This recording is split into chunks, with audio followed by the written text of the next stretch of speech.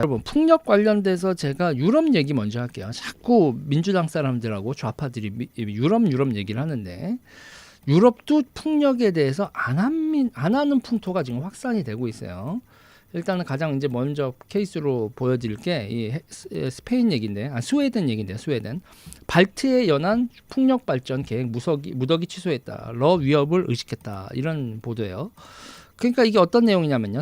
스웨덴 국방부 장관이 기자회견을 했어요. 작년 11월 5일입니다.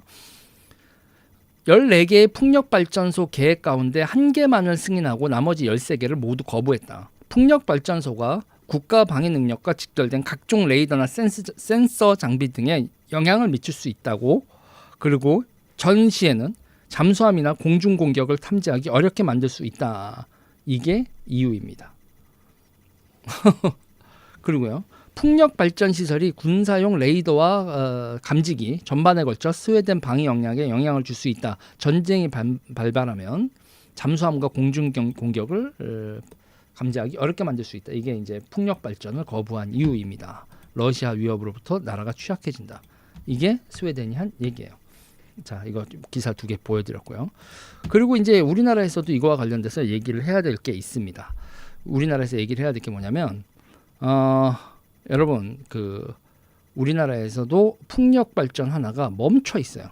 제가 이거 지금 얘기를 하다가 지금 자료가 지금 약간 옆으로 샜는데 그 풍력 발전을 한다고 하는 그 사업이 지금 뭔가 대단히 문제점을 보이고 있는 데가 있다. 그걸 제가 좀 얘기를 해드리면, 일단은 민주당이 여기 나걸 해상 풍력이라는 게 있어요. 나걸 해상 풍력을 찾아가서 추진 현황 애로사항을 청취했다. 2025년 5월 19일 오늘입니다. 오늘 이렇게 나걸 해상 풍력을 찾아 추진 현황 애로사항이 됐는데, 이게 나걸 해상이 왜 삐그덕삐그덕 거리느냐, 이거를 좀 점검을 해봐야 되거든요. 이거를 점검을 해봐야 되는데, 여기서 핵심이 뭐냐면, 무슨 문제가 있냐면, 저게 해상 풍력을 만들려면 여러분 그거잖아요. 타워 크레인 같은 거 해가지고 100m 높이짜리 그 바람개비니까 그걸 하려면 여러분 해상 풍력 설비를 설치해야 되는데, 중국산을 가져다 쓰니까 중국의 거대 구조물을 설치를 해서 타워 크레인을 설치를 해서, 쉽게 생각하면 그래서 저거를 설치를 해야 돼요. 그러니까 중국이 우리나라 해상에다가 중국이 거대 해상 구조물을 만들어야 돼요. 그게 여러분 중국산 장비 이름이 순이 1600입니다. 순이 1600.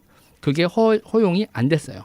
그러니까 중국이 서해 바다에다가 구조물 만들었다고 그러면서 이제 카디즈네 뭐 기타 등등에서 이제 중간 수역에서 만들었다고 막 난리가 나는데, 응? 그래서 우리나라 영공 식별 구역이기도 하고, 그리고 이제 중간 수역이기도 한 곳에다가 중국이 서해에서 거대 구조물을 만들었다고 시끌시끌한데, 우리나라에다가 해상 풍력하겠다고 하면서 중국의 거대 구조물을 설치를 하는 거예요. 허락이 나겠습니까? 허락이 안 나죠. 그래서 중국산 장비 순이 1600을 들여와서 해상풍력 공사를 진행하려 했어요. 그래서 그게 허가가 안 났습니다. 올스톱 됐어요. 그게 나걸 해상풍력 사업이에요. 쉽게 생각해서 여러분, 바다에 100m 이상 구조물 만들기 위해서 타워 크레인을 필요로 했다, 이렇게 생각하시면 됩니다. 중국이 설치하고 중국 기자재와 장비를 쓰는 해상풍력, 그걸 하려고 했죠. 안보상의 이유, 여러 가지 문제로 지금 표류하고 있습니다. 맘만 먹으면 대규모 정전을 유도할 수도 있어요. 아니, 요번에 있잖아요. 보세요. 뭐가 문제였냐면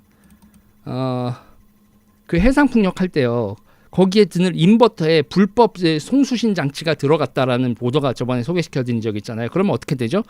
불법 송수신 장치로 인버터를 되게 악의적으로 조작을 하면 우리나라에 대규모 정전 사태가 낼 수도 있는 그런 장비를 다 중국산을 들여온다. 거기다가 그렇게 불법 소프트웨어하고 통신 시스템까지 들어온 걸 미친 거죠.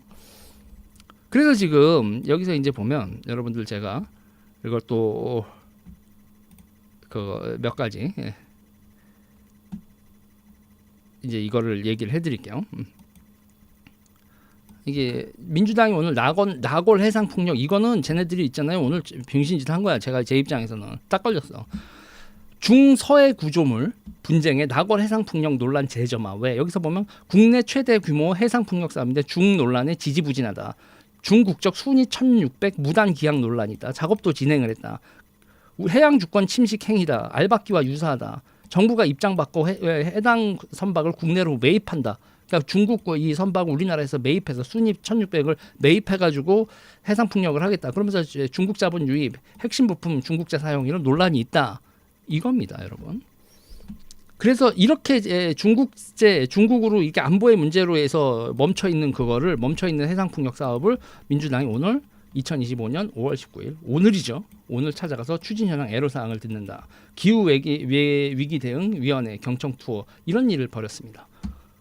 안보상의 이유로 논쟁이 되고 있는 거를 쟤들이 저기 가서 저렇게 했다는 얘기죠. 자, 그리고 여기서 제가 다시 한번 말씀드리지만 해상 풍력에 들어가는 인버터 비인가 통신 장치가 발견되었다. 그래서 이게 비인가 통신 장비로 뭐 해킹을 할 수도 있고 인버터를 작동 조작을 할 수도 있고 기타 등등한데 이런 사태로 번져 있는 상황에서 중국산 해상 풍력을 그대로 진행을 한다. 그리고 해외에서도 러시아 위협으로 스웨덴에서도 안 하고 우리나라에서도 분명히 안보 문제하고 이 구조물 문제로 이게 잘 되고 있지 않은 거를 풀어주겠다고 민주당이 이렇게 난리를 쳤다. 근데 문제는 말이죠. 여기 등장하는 사람들이에요. 윤석열 정부와 전북해서 산자부 고위직의 전북 인맥 상대적으로 높아 이렇게 돼 있습니다. 여기서 전윤종 실장이라는 분이 계세요. 이 전윤종 실장이라는 분이 계시는데 저 전윤종 실장이 어떤 분이냐면요. 지금 여기에서 이 명운산업개발이라고 등장하거든요. 정종영 이분이 아니군요. 제가 잘못 얘기했네요. 이분 전윤종 실장 말고 정종영 명운개발 산업개발 사장님이 계시는데 그 정종영 명운개발 사장님이 어떤 분이냐면 여러분 옛날에 그 사건 기억나시나요? 너 죽을래 사건? 산자부에서 그 백운규 산자부 장관이 저 이거 원자력 한 2년 반 더 돌릴 수 있는데요. 그러니까 너 죽을래? 이렇게 얘기했었던 사건이 있어요. 그때 이제 죽을래 과장이라고 하죠. 그 너 죽을래 과장이 저분이에요. 산자부에서